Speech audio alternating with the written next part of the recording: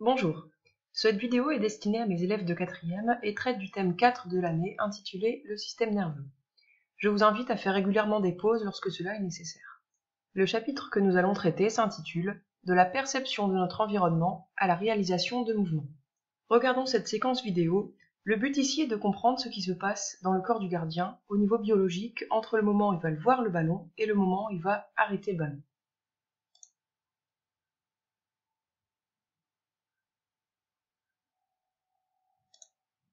Que s'est-il passé? Essayons de comprendre les étapes une par une. Tout d'abord, le gardien, ici Loris, voit le ballon, c'est-à-dire que ses yeux, les récepteurs, vont percevoir une image. Ses yeux, ensuite, vont envoyer une image à son cerveau, par ce qu'on appelle le nerf optique, qui part de l'œil et arrive jusqu'au cerveau. Il y a donc un message nerveux qui part de l'œil jusqu'au cerveau. Le cerveau va analyser l'image du ballon, c'est-à-dire qu'il va calculer la position, la distance, etc. Puis, après avoir analysé ces données, le cerveau va élaborer un ordre moteur, c'est-à-dire qu'il va envoyer un ordre aux muscles du corps de se contracter afin d'ici de bondir pour saisir le ballon. L'ordre qui est transmis du cerveau jusqu'aux muscles est appelé le message nerveux moteur et passe par des nerfs dits moteurs. Ainsi, il y a donc une information visuelle, ici la vue du ballon, qui stimule le corps et crée une réponse musculaire, ici le fait que le gardien bondisse afin d'arrêter le ballon. Si on généralise, les mouvements du corps, qui sont réalisés par les organes effecteurs, c'est-à-dire les muscles du corps, peuvent répondre à une stimulation externe, qu'on appelle le stimulus. Dans notre exemple, il s'agissait du ballon, qui est reçu par un organe sensoriel, ici il s'agissait de l'œil, qui est nommé le récepteur. Grand 1, percevoir notre environnement. Nous allons voir dans cette partie comment l'homme perçoit son environnement, c'est-à-dire capte les différentes informations qui se trouvent autour de lui, que ce soit des informations visuelles, auditives, des odeurs, des textures, etc. L'homme réagit aux stimulations extérieures grâce à ses 5 sens. Je vous laisse reproduire ce tableau sur votre cahier et mettre la vidéo sur pause afin de le compléter en autonomie.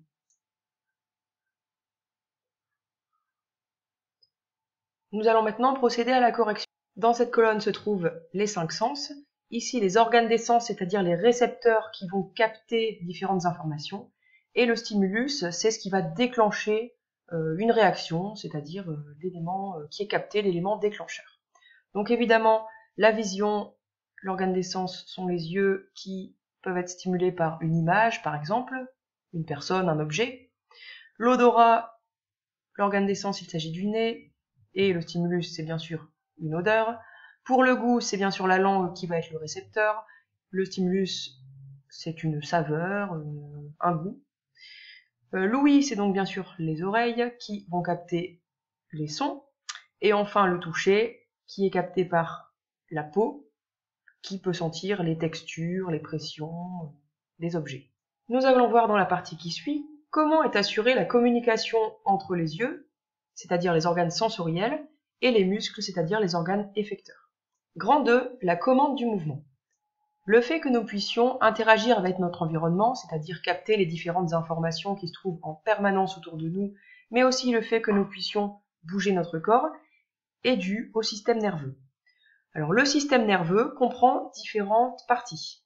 Nous avons ce qu'on appelle le système nerveux central, qu'on appelle aussi les centres nerveux, qui comprend 2 éléments, le cerveau, qu'on peut aussi appeler encéphale, et la moelle épinière. Donc la moelle épinière, c'est une sorte de cordon qui prolonge le cerveau et qui passe au niveau du dos et qui est protégé par nos vertèbres. Le cerveau est évidemment protégé par la boîte crânienne. Alors on les appelle centres nerveux car ce sont eux qui reçoivent les informations, qui les traitent, qui les analysent, etc. et qui émettent en retour des ordres aux différentes parties du corps. Nous avons ensuite ce qu'on appelle le système nerveux périphérique. Donc ce sont l'ensemble des nerfs qui partent de la moelle épinière jusque les différents organes du corps. Alors en tout, nous avons 43 paires de nerfs qui viennent innerver chaque partie du corps. Cours, la perception d'informations et la commande des mouvements du corps sont assurés par le système nerveux, qui comprend, premier tiré, des centres nerveux, le cerveau et la moelle épinière. deuxième tiré, des nerfs. Alors, il existe deux grands types de nerfs. Premier type, les nerfs dits sensitifs. Donc ce sont eux qui vont transmettre le message nerveux sensitif du récepteur sensoriel, c'est-à-dire d'un des 5 organes des sens, jusqu'au centre nerveux, c'est-à-dire jusqu'au cerveau ou jusque la moelle épinière. Exemple de nerf sensitif, le nerf optique, qui relie en fait l'œil jusqu'au cerveau. On le voit ici, donc l'œil est relié au cerveau par ce cordon qu'on appelle le nerf optique. On le voit également ici sur une coupe vue par en haut, donc le nerf optique qui se trouve ici.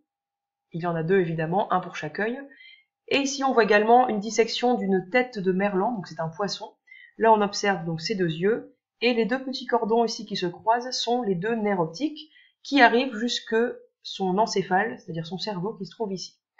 Nous voyons également un petit cordon sur la droite, il s'agit de la moelle épinière, du début de la moelle épinière. La deuxième catégorie de nerfs correspond aux nerfs moteurs. Donc ces nerfs vont transmettre le message nerveux moteur, c'est-à-dire l'ordre de mouvement, des centres nerveux, c'est-à-dire du cerveau ou de la moelle épinière, jusqu'aux organes effecteurs, c'est-à-dire les muscles. Si on reprend l'exemple de notre gardien de foot, donc le gardien voit le ballon, c'est son œil ici, donc le récepteur qui voit le ballon, il transmet l'information au cerveau par le nerf optique qui se trouve ici, qui est un nerf sensitif.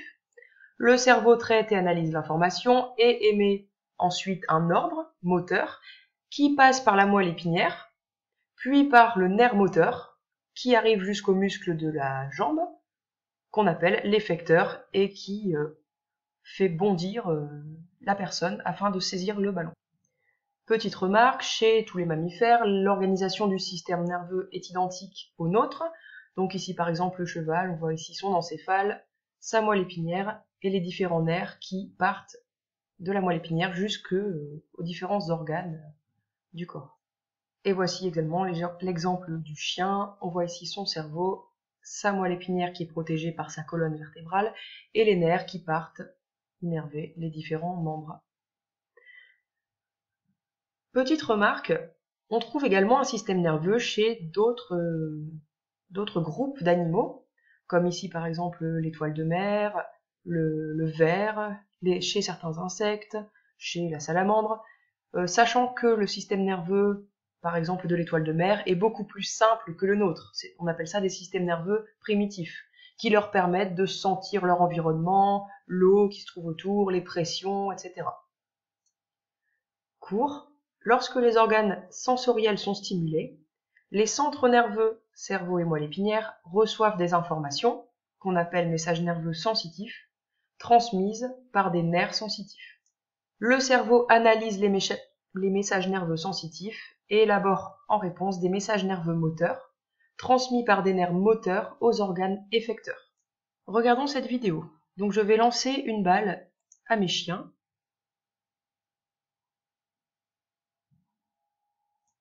Vous allez maintenant dans votre cahier faire pause sur la vidéo et essayer de me réaliser ce qu'on appelle un schéma fonctionnel de la situation. Un schéma fonctionnel, c'est en fait une succession des différentes étapes et des différents organes en jeu qui se déroulent dans le système nerveux du chien en l'occurrence à ce moment précis. Allez-y, je vous invite à le faire sur votre cahier.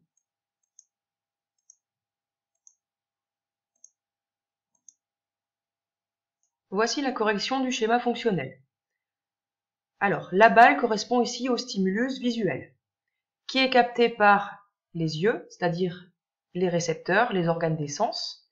Les yeux vont envoyer un message nerveux qu'on appelle sensitif et qui va passer par le nerf sensitif, en l'occurrence le nerf optique vu qu'il s'agit des yeux. Ce message nerveux sensitif arrive jusqu'au centre nerveux, c'est-à-dire le cerveau et la moelle épinière, qui vont traiter l'information visuelle. Puis ils vont élaborer un message nerveux dit moteur, qui va passer par le nerf moteur, pour arriver jusqu'aux muscles qu'on appelle les effecteurs du mouvement. Et la réponse à ce message nerveux va être que le chien bondit pour saisir sa balle. Mais au juste, qu'est-ce qu'un nerf exactement? Alors si on dissèque ici des pattes de grenouille, on peut observer des nerfs. Donc ici se trouve la fin de la colonne vertébrale dans laquelle est protégée la moelle épinière, et on voit ici deux petits cordons blancs qui correspondent à des nerfs. Et ces nerfs vont se prolonger jusqu'ici au muscle de la cuisse. Alors, ce nerf qu'on appelle le nerf sciatique. Mais il y en aura également un qui va se prolonger jusqu'au mollet. Alors, si on prélève un de ces nerfs et qu'on le dépose sur une lame, on peut observer au microscope, à l'intérieur du nerf, plein de petits filaments, comme ceci, qu'on appelle des neurones. Alors ici, on voit les neurones en coupe transversale. Un nerf est tout simplement composé de très nombreuses petites fibres qu'on appelle les neurones. Alors voici le schéma de la dissection du système nerveux d'une grenouille. Donc ici, ce sont ses yeux qu'on peut deviner par transparence, le nerf optique qui relie chacun des deux yeux au cerveau, qui se trouve ici, la moelle épinière qui est ici protégée à l'intérieur des vertèbres, de la colonne vertébrale, ici le nerf sciatique qui arrive jusqu'au membre inférieur, et ici on observe le muscle de la cuisse. Nous passons au grand 3, le cerveau, un centre nerveux qui traite les informations sensitives et qui émet des ordres moteurs. Alors sur ce document, on observe deux cerveaux obtenus grâce à certaines imageries médicales. Dans le cerveau qui se trouve à gauche, il s'agit d'un individu immobile, les yeux fermés, qui entend des mots, à qui on fait entendre, écouter des mots. On observe ici une petite zone rouge qui correspond à une forte activité cérébrale si on regarde ici la petite légende. À droite, il s'agit d'un individu immobile dans le silence et cette fois-ci qui observe des images. On voit ici que la zone rouge apparaît vraiment sur la partie arrière du cerveau. En fait, le cerveau est composé de plusieurs parties différentes et chacune spécialisée dans une certaine fonction. Par exemple, cette aire est nommée l'aire auditive. C'est cette partie du cerveau qui réceptionne les informations auditives, les sons, et qui va les traiter. La partie qui capte les informations visuelles, les images, est située plutôt à l'arrière du cerveau. Court. Le cerveau est donc un centre nerveux, divisé en deux parties, droite et gauche, qu'on appelle hémisphères. Le cerveau réceptionne et traite les nombreuses informations perçues par nos organes des sens. Lors de la stimulation des yeux, par exemple, lorsqu'on voit une image, une partie du cerveau qu'on appelle l'aire visuelle, qui est située à l'arrière du cerveau, est stimulée. Alors le cerveau comporte différentes aires, chacune spécialisée dans une tâche. Certaines zones du cerveau sont activées lors de la perception de l'environnement, comme l'aire visuelle, l'aire auditive, etc.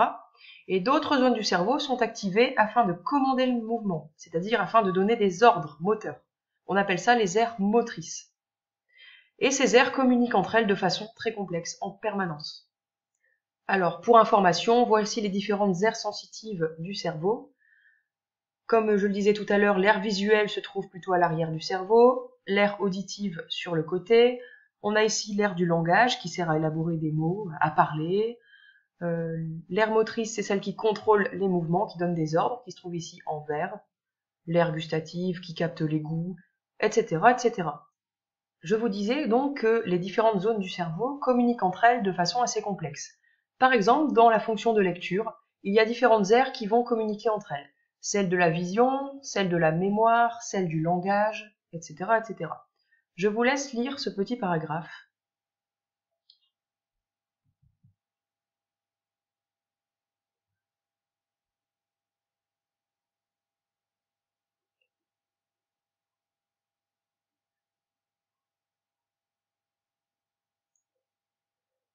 Voilà, ce qui prouve que les différentes aires du cerveau communiquent entre elles pour reconnaître les différents mots et donc dans la fonction de lecture. Je vous invite à aller voir la suite du chapitre dans la partie 2, la deuxième vidéo, qui se trouve un peu plus loin dans ma chaîne. Je vous souhaite une bonne journée et merci pour votre attention.